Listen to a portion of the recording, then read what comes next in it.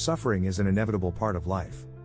Whether it's physical pain, emotional distress, or simply the challenges we face on a daily basis, we all experience suffering in some form or another.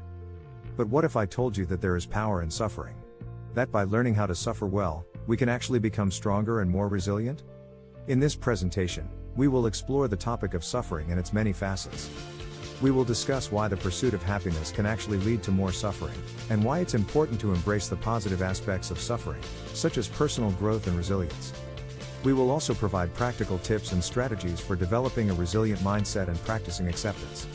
By the end of this presentation, you will have a better understanding of the power of suffering and how to become anguish-proof. Many of us have been taught that happiness should be our ultimate goal in life, but this pursuit can actually lead to more suffering. The problem with happiness is that it's often fleeting and dependent on external circumstances. When things don't go as planned or when we experience setbacks, our happiness is disrupted and we're left feeling even worse than before. Furthermore, the constant pursuit of happiness can lead to a sense of inadequacy and self-doubt.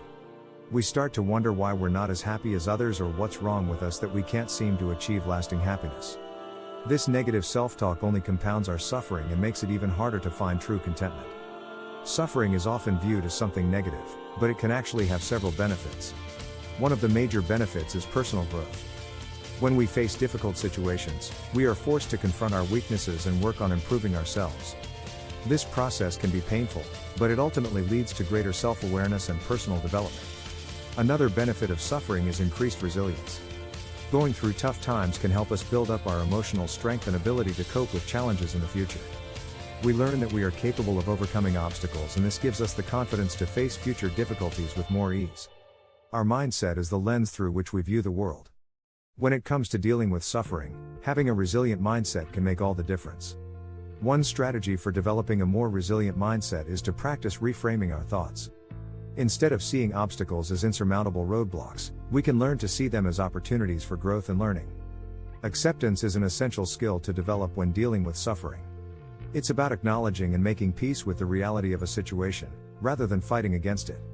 This doesn't mean that we have to like or approve of what's happening, but rather that we're willing to face it and work through it. One technique for practicing acceptance is mindfulness meditation.